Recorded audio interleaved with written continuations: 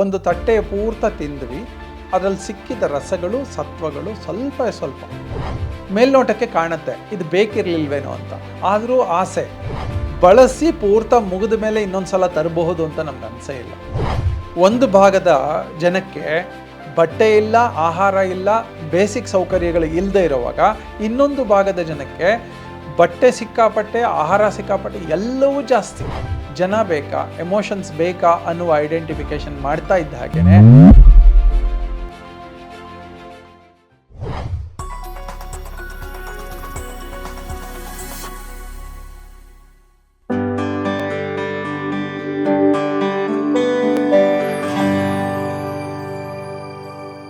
ಕಗ್ಗದ ಇನ್ನೊಂದು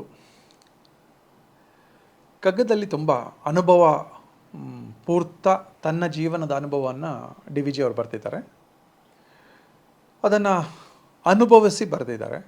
ತನ್ನ ಅನುಭವ, ನೋಡಿದಂತಹ, ಕೇಳಿದಂತಹ ಮತ್ತು ಬೇರೆಯವ್ರ ಜೀವನದಲ್ಲಿ ಆದಂತಹ ಅನುಭವ, ಇದೆಲ್ಲವನ್ನು ನೋಡಿ ಇದನ್ನು ಸಿಂಪ್ಲಿಫೈ ಮಾಡಿ ನಮಗೆ ಒಂದು ಕಗ್ಗದ ರೂಪದಲ್ಲಿ 4 ಸಾಲಿನಲ್ಲಿ ಕೊಟ್ಟಿರ್ತಾರೆ.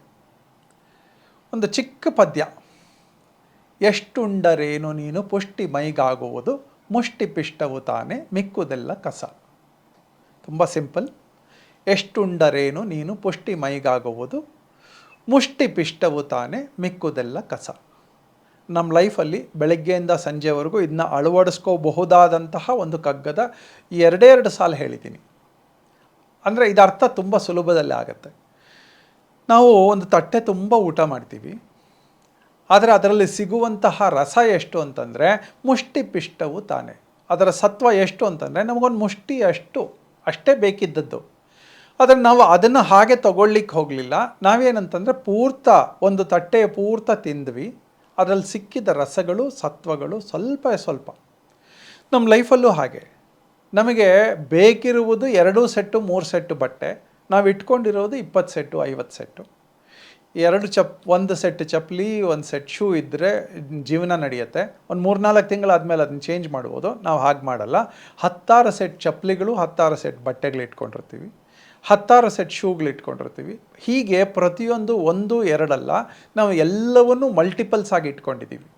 ಈ 2ನೇದು 3ನೇದು ಪ್ರೊಕ್ಯೂರ್ಮೆಂಟ್ ಇದೆಯಲ್ಲ, ಈ ಕಷ್ಟದಲ್ಲಿ ಸಾಲದಲ್ಲಿ ತಂದಿರ್ತೀವಿ. ಹಾಗೆ ಎಷ್ಟುಂಡರೇನು ನೀನು ಪುಷ್ಟಿ ಮೈಗಾಗುವುದು, ಮುಷ್ಟಿ ಪಿಷ್ಟವು ತಾನೆ. ಎಷ್ಟು ಅವಶ್ಯಕತೆ ಇದೆ ಅಷ್ಟು ಮಾತ್ರ ಮಾಡಲ್ಲ, ಅವಶ್ಯಕತೆಗೂ ಮೀರಿ ನಾವು ಇದನ್ನು ಸಂಪಾದನೆ ಮಾಡೋಕ್ಕೆ ಹೋಗ್ತೀವಿ. ಖರ್ಚು ಮಾಡೋಕ್ಕೆ ಗೊತ್ತಾಗಲ್ಲ. ಯಾವುದನ್ನು ಯಾವಾಗ ಸಂಪಾದನೆ ಮಾಡಬೇಕು, ಯಾವುದಕ್ಕೋಸ್ಕರ ಖರ್ಚು ಮಾಡಬೇಕು ಅಂತ ನಮಗೆ ಆ ಪರಿಜ್ಞಾನ ಇರೋದಿಲ್ಲ. ಮೇಲ್ನೋಟಕ್ಕೆ ಕಾಣುತ್ತೆ ಇದು ಬೇಕಿರಲಿಲ್ವೇನೋ ಅಂತ, ಆದರೂ ಆಸೆ ತಂದು ಬಿಡ್ತೀವಿ.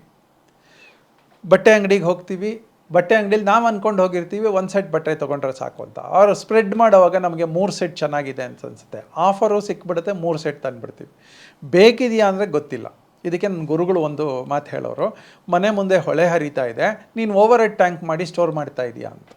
ಎಷ್ಟು ನಿಜ ಅಂತ ಅನಿಸುತ್ತೆ ಇವತ್ತಂದರೆ, ಅವತ್ತಿಗೆ ನಂಗೆ ಅರ್ಥ ಆಗ್ತಾ ಇರಲಿಲ್ಲ. ಇದು ಹೇಳಿ ಒಂದು 15 ವರ್ಷ ಆಗೋಯ್ತು. ಗೋಪಾಲ್ ಕೃಷ್ಣ ಬಾಬಾ ಅಂತ ನನ್ನ ಗುರುಗಳು, ಅವರು ತುಂಬ ಸಿಂಪ್ಲಿಫೈ ಮಾಡಿ ಹೇಳೋರು ಜೀವನವನ್ನು. ಹೀಗೆ ಕಗ್ಗದ ರೂಪದಲ್ಲೇ ಹೇಳೋರು. ಮನೆ ಮುಂದೆ ಹೊಳೆ ಹರಿತಾ ಇದೆ ಅಂದರೆ 365 ಡೇಸು ಹರಿತಾ ಇದೆ, 24/7 ಹರಿತಾ ಇದೆ ನೀರು. ಆ ಹರಿತಾ ಇರುವಾಗ ಅಲ್ಲಿಂದ ತಗೊಳ್ಳೋದು ಬಿಟ್ಬಿಟ್ಟು ನಾವು ಓವರ್ ಹೆಡ್ ಟ್ಯಾಂಕ್ ಮಾಡಿಕೊಂಡು ಸ್ಟೋರ್ ಮಾಡಿ ನದಿಯಿಂದ ಓವರ್ ಹೆಡ್ ಟ್ಯಾಂಕ್ಗೆ ಪಂಪ್ ಮಾಡ್ಕೊಂಡು ಅಲ್ಲಿಂದ ನಲ್ಲಿಯಲ್ಲಿ ಬಿಟ್ಕೋತಾ ಇದ್ದೀವಿ. ನಮ್ಮದೇ ರಿಸೋರ್ಸಸ್ ಹೀಗೇ. ಇವತ್ತು ಬಟ್ಟೆಗೋ ಯಾವುದೇ ಪದಾರ್ಥಕ್ಕೆ ಬರ ಇಲ್ಲ, ಬಹುಶಃ ಇನ್ನು ಮುಂದೆ ಬರೋದೇ ಇಲ್ಲ. ಬಟ್ಟೆ ಅಂಗಡಿಗಳೆಲ್ಲ ಮುಚ್ಚಿಬಿಡ್ತವೇನೋ ಅಂತ ಅನಿಸ್ಬಿಟ್ಟಿದೆ ನಮಗೆ. ಹಾಗಾಗಿ ಎಲ್ಲ ತಂದುಬಿಡ್ತೀವಿ. ಯಾವುದೋ ಒಂದು ಆಫರ್ ಬರುತ್ತೆ, ತಂದುಬಿಡ್ತೀವಿ. ಎಲ್ಲ ಪದಾರ್ಥಗಳು, ಅಡುಗೆ ಮನೆ ಪದಾರ್ಥಗಳು ತಂದುಬಿಡ್ತೀವಿ. 16 ಸೋಪ್ ತಂದುಬಿಡ್ತೀವಿ. ಏನಂದರೆ ಬಂದುಬಿಟ್ಟಿದೆಯೇನೋ ಅನ್ನುವಷ್ಟು. ಬಳಸಿ ಪೂರ್ತ ಮುಗಿದ ಮೇಲೆ ಇನ್ನೊಂದು ಸಲ ತರಬಹುದು ಅಂತ ನಮ್ಗೆ ಅನಿಸೇ ಇಲ್ಲ. 4 ಸೆಟ್ ಬಟ್ಟೆ ಇಟ್ಕೊಂಡು 4 ತಿಂಗಳು 5 ತಿಂಗಳಾದ ತಕ್ಷಣ ಬಟ್ಟೆ ಪೂರ್ತ ಚೇಂಜ್ ಮಾಡಬಹುದು. ಎಂಟೈರ್ ಬಟ್ಟೆಯನ್ನು ಕೊಟ್ಬಿಟ್ಟು ಹೊಸ ಬಟ್ಟೆ ತೊಗೋಬೋದು. ನಮ್ಗೆ ಅನಿಸಿಲ್ಲ, ತರ್ತಾನೇ ಇದ್ದೀವಿ. ಒಂದು ಭಾಗದ ಜನಕ್ಕೆ ಬಟ್ಟೆ ಇಲ್ಲ, ಆಹಾರ ಇಲ್ಲ, ಬೇಸಿಕ್ ಸೌಕರ್ಯಗಳು ಇಲ್ಲದೆ ಇರುವಾಗ ಇನ್ನೊಂದು ಭಾಗದ ಜನಕ್ಕೆ ಬಟ್ಟೆ ಸಿಕ್ಕಾಪಟ್ಟೆ, ಆಹಾರ ಸಿಕ್ಕಾಪಟ್ಟೆ, ಎಲ್ಲವೂ ಜಾಸ್ತಿ. ನಮ್ಮ ಸಮಾಜ ವೀಕ್ ಆಗ್ತಾ ಇರೋದು ಯಾವಾಗ? ಒಂದು ಕಡೆ ಜಾಸ್ತಿ ಇದೆ, ಇನ್ನೊಂದು ಕಡೆ ಇಲ್ಲವೇ ಇಲ್ಲ. ಜಾಸ್ತಿ ಇರೋರಿಗೆ ಅನಿಸಿಲ್ಲ ಇವ್ರಿಗೆ ಕೊಡಬೇಕು ಅಂತ, ಇವರಿಗೆ ಮತ್ತೆ ಸಂಪಾದನೆ ಮಾಡಿಕೊಳ್ಳುವ ಆಪರ್ಚುನಿಟೀಸ್ ಕಡಿಮೆ ಆಗಿಬಿಟ್ಟಿದೆ. ಇದನ್ನು ಬ್ಯಾಲೆನ್ಸ್ ಮಾಡುವಿಕೆ ಎಲ್ಲಿದೆ ಅಂದರೆ ನಮ್ಮ ಮನಸ್ಥಿತಿಯಲ್ಲಿ ಇದೆ ಅಂತ. ಈ ಮನಸ್ಥಿತಿ ಯಾವಾಗಲೂ ನಮಗೆ ಪ್ರತಿನಿತ್ಯ ತುಲುಮೆ ಮಾಡಬೇಕು. ಇದನ್ನೇ ನಾವು ಧ್ಯಾನ ಮಾಡಬೇಕು ಅಂತ ಹೇಳ್ತೀವಿ, ಅಥವಾ ಸಿಂಹಾವಲೋಕನ ಮಾಡಬೇಕು ಅಂತ ಹೇಳ್ತೀವಿ. ಎಷ್ಟುಂಡರೇನು ನೀನು ಪುಷ್ಟಿಮೈಗಾಗುವುದು ಮುಷ್ಟಿಪಿಷ್ಟವು ತಾನೇ ಅಂತ. ಆ ಮುಷ್ಟಿಪಿಷ್ಟ ಎಷ್ಟು ಅಂತ ಐಡೆಂಟಿಫೈ ಆದರೆ ನಾವು ಎಕ್ಸ್ಟ್ರಾ ಶ್ರಮ ಹಾಕೋದು ತಪ್ಪತ್ತೆ.